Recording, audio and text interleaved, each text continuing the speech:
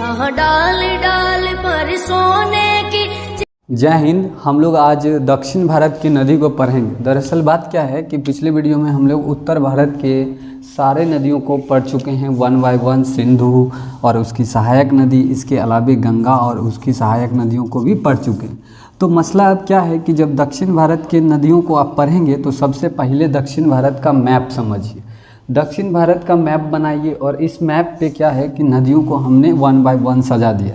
सबसे नीचे है बैगाई नदी, उसके ऊपर कावेरी, फिर पेरू, तुंगभद्रा, कृष्णा, गोदावरी, महानदी और ब्राह्मणी। दरअसल क्या है कि अगर आप इस तरह से नदियों के नाम को देखेंगे तो आपको डिफ़िकल्ट लगेगा, लेकिन इसको याद करने के लिए एक ट्रिक है, शॉर्ट ट्रिक है बहकावे पर तू कृष्णा। हम इसको यहाँ पर लिख दे रहे हैं, बहकावे पर तू कृष्णा। ये एक शॉर्ट ट्रिक है और इस ट्रिक के माध्यम से हम लोग इन नदियों के नाम को याद रख सकते हैं। दरअसल मसला है कि जबकि आप बहकावे पर आएंगे तो ये व है, बहकावे पर जब आप आएंगे तो व से आप बैगाई नदी याद रखेंगे, कावे से कावेरी, पर से पेरू, तू से तुंगभद्रा और कृष्णा से कृष्णा। अब देखिए सबसे नीचे बैगाई, फिर कावेरी, पर से पेरू, तू से तुंगभद्रा और कृष्णा से कृष्णा। तो आपको इन पांचों नदियों के नाम वन बाय वन याद हो जाएंगे। इसके अलावे ऊपर तीन हैं, गोदावरी, महानदी और ब्राह्मणी। इसके अलावे भी कई सारे नदी हैं, लेकिन आपके एग्ज़ाम के पॉइंट ऑफ व्यू से जो इम्पोर्टेंट है हमने उसी को यहाँ पर नोटिस किया है। इसके अलावा कोई दूसरी नदी से प्रश्न ज़्यादातर नहीं पूछे जाते हैं, जो पूछे जाते हैं हमने इसको यहाँ पर नोट किया है। तो याद कीजिए, सबसे नीचे जो है बैगाई नदी है, उसके ऊपर कावेरी है, फिर पेरू, तुंगभद्रा, कृष्णा, इसके बाद गोदावरी, महानदी और ब्राह्मणी नदी। ठीक, तो अब इन नीचे वाले 5 नदियों के नाम याद रखने के लिए हमने आपको ट्रिक बता दिया, बहकावे पर तू कृष्णा। तो बहकावे पर तू कृष्णा, तो बै से बैगाई, कावे से कावेरी, पर से पेरू, तू से तुंगभद्रा और कृष्णा से कृष्णा। अब क्या है कि पहले इसको लिखेंगे, उसके बाद नदियों के नाम को आप नोट करेंगे। सबसे नीचे बैगाई है, उसके ऊपर कावेरी है, फिर पेरू, तुंगभद्रा, कृष्णा, उसके बाद 3 नदी के नाम ऐसे याद हो जाएंगे, गोदावरी, महानदी और ब्राह्मणी नदी। तो इस तरह से दक्षिण भारत की नदियों को पहले आप क्लियर करें कि कौन कौन सी नदी है जो दक्षिण भारत की नदी है, उसके बाद ये कहाँ से निकलती है और कहाँ जाकर समाप्त होती है उसको पढ़ें। तो सबसे पहले हमने आपको बताया कि सबसे नीचे है बैगाई नदी। बैगाई नदी यहीं बरसा नदी की पहाड़ी तमिलनाडु से निकलती है और यह पाक की खाड़ी में आकर गिर जाती है। अब खाड़ी से थोड़ा सा हम लोग ध्यान देंगे कि खाड़ी कैसे कहते किसको हैं। दरअसल समुद्र का वैसा जलाशय जो काफ़ी हद तक अपने आसपास भूमि वाले क्षेत्र से घिरा हो उसको खाड़ी कहते हैं। उसके आसपास अब मान लीजिए ये भारत का मैप है, दक्षिण भारत का मैप है, तो क्या है कि इस साइड जो ये क्षेत्र देख रहे हैं ये पूर्वी भारत का क्षेत्र है और इस बीच में जो समुद्री क्षेत्र है इसको खाड़ी कहते हैं, बंगाल की खाड़ी। अब इसके पास देखिए बहुत सारा क्या है कि भूमि वाला क्षेत्र है, इसलिए इसको खाड़ी कहते हैं। तो खाड़ी से आप समझ सकते हैं कि वैसा समुद्र का जलाशय जिसके आसपास या इर्द गिर्द बहुत सारे भूमि वाला क्षेत्र हो तो उसको कहते हैं खाड़ी। तो वो पाक की खाड़ी जो यहाँ पर स्थित है श्रीलंका और भारत के बीच में, उसी पाक की खाड़ी में आकर बैगाई नदी गिर जाती है। इसके बाद कावेरी पर आइए। कावेरी नदी जस्ट मैप को देखिए, मैप जितना ज़्यादा अच्छा मैपिंग होगा याद करने में उतना आसानी होगा, क्योंकि जब आप ज्योग्राफी पढ़ते हैं तो मैपिंग क्लियर होना चाहिए। मैपिंग सबसे ज़्यादा क्लियर होना चाहिए क्योंकि ज्योग्राफी का सबसे मेन पोर्शन है मैप। क्या है कि अब कावेरी नदी हम लोग पढ़ रहे थे, तो कावेरी नदी जो है वो ब्रह्मगिरी की पहाड़ी कर्नाटक, इसको KT से डिनोट किए हम, ब्रह्मगिरी की पहाड़ी कर्नाटक से निकलती है और यह क्या है बंगाल की खाड़ी में जाकर गिर जाती है। ब्रह्मगिरी की पहाड़ी, खाड़ी के बारे में हम अभी आपको बता चुके हैं खाड़ी क्या होता है। अब याद कीजिए, कावेरी नदी ब्रह्मगिरी की पहाड़ी कर्नाटक से निकलती है और यह क्या है कि बंगाल की खाड़ी में गिर जाती है, या कर्नाटक और तमिलनाडु के क्षेत्र में बहती है। ठीक, इसके अलावे अब पेरू नदी याद कीजिए, इसके ऊपर पेरू नदी है जो कि इम्पॉर्टेंट नहीं है। इसके बाद आप तुंगभद्रा नदी पर आइए।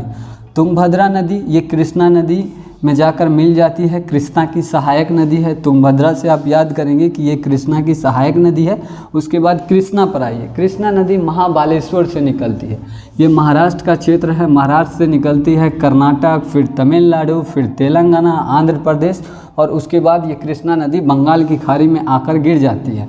कृष्णा नदी के बाद इसके ऊपर जस्ट है गोदावरी नदी। गोदावरी को आप याद करें, यहाँ त्रियंबकम नामक जगह से निकलती है। ये त्रियंबकम नामक जगह महाराष्ट्र में है, नासिक के आसपास, और यहीं से निकलती है और ये भी बंगाल की खाड़ी में आकर समाप्त हो जाती है। उसके बाद दो है महानदी जो उड़ीसा में है, और उसके ऊपर ब्राह्मणी नदी है।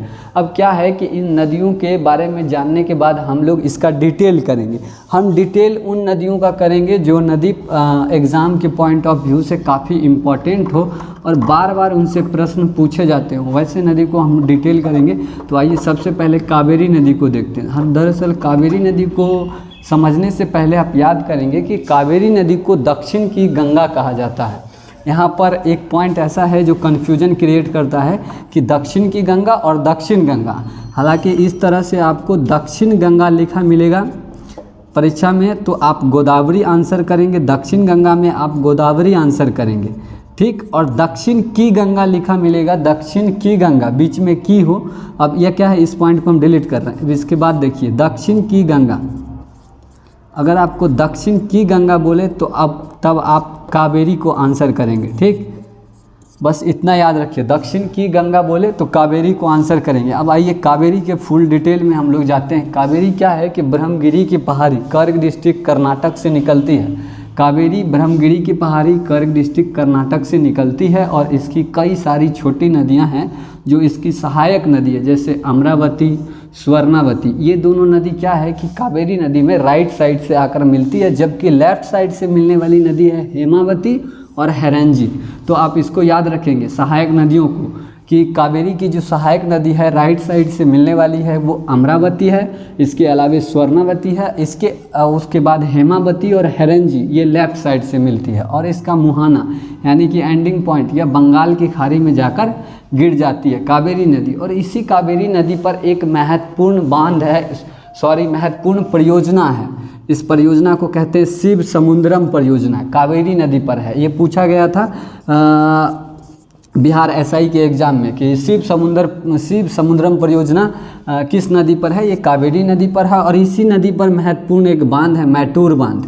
उस बांध को मैटूर बांध के नाम से जानते हैं। आप मैटूर बांध को भी याद रखेंगे, ये कावेरी नदी पर बनाई गई बांध है मैटूर बांध, और इसे दक्षिण की गंगा कहा जाता है। हमने इस पॉइंट को यहाँ नोट कर दिया है कि कावेरी को दक्षिण की गंगा कहा जाता है। एक बार फिर से रिकॉल कीजिए, दक्षिण की गंगा और दक्षिण गंगा। हालांकि जब आपसे पूछा जाएगा सिंपली दक्षिण गंगा किसे कहते हैं तो गोदावरी, और दक्षिण की गंगा पूछा जाए तब आप कावेरी को आंसर करेंगे, इस बात को याद रखिए। इसके बाद कृष्णा नदी, जो कि एग्ज़ाम के पॉइंट ऑफ व्यू से काफ़ी इंपॉर्टेंट है। कृष्णा नदी या महाबालेश्वर के निकट नासिक महाराष्ट्र से निकलती है। यहाँ देखिए मैप में महाबालेश्वर है, यहीं ये नासिक का जगह है, और यहीं से निकलती है कृष्णा नदी, और इसकी सहायक नदी तुंगभद्रा।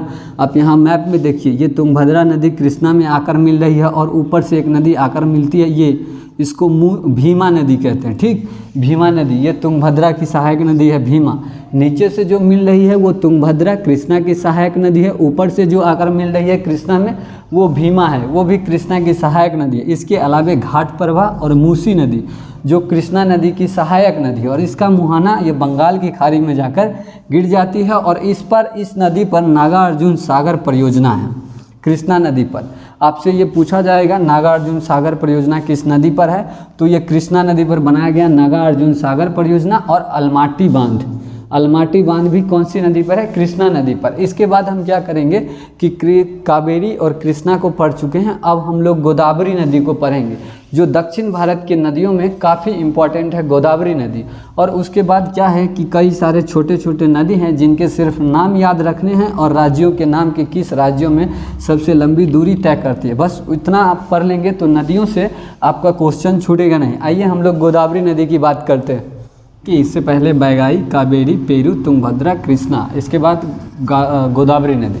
दरअसल मसला क्या है कि गोदावरी नदी जो है वो दक्षिण भारत की सबसे बड़ी नदी है। इसको दक्षिण गंगा या फिर बूढ़ी गंगा के नाम से जानते हैं, इसलिए गोदावरी नदी जो है इम्पॉर्टेंट हो जाता है, और इससे कई सारे प्रश्न पूछे जाते हैं। तो गोदावरी नदी के डिटेल में आएंगे। यह त्र्यंबकम नामक जगह से निकलती है। गोदावरी नदी त्र्यंबकम नामक जगह यही महाराष्ट्र में। ये पूरा इलाका जो ऊपर से नीचे का देख रहे हैं ये पश्चिमी घाट है। यहाँ पर छोटे बड़े पर्वत हैं और क्या है कि इसकी पर्वत जो ये पूर्वी घाट है और ये पश्चिमी घाट है।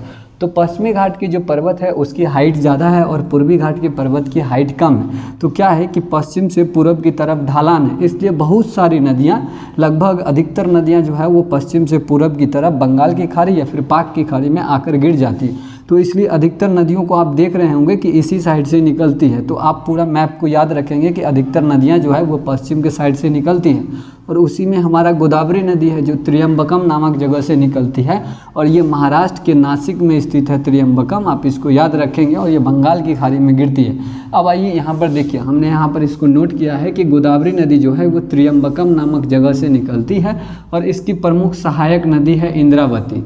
आप इसको याद रखेंगे कि गोदावरी की सहायक नदी है इंद्रावती और इसका मुहाना है बंगाल की खाड़ी। ये बंगाल की खाड़ी में आकर गिर जाती है।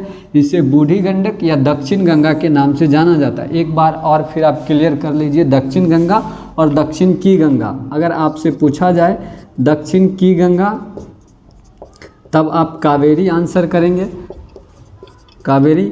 अगर पूछा जाए दक्षिण गंगा तब आप गोदावरी आंसर करेंगे, दक्षिण गंगा तब आप गोदावरी आंसर करेंगे।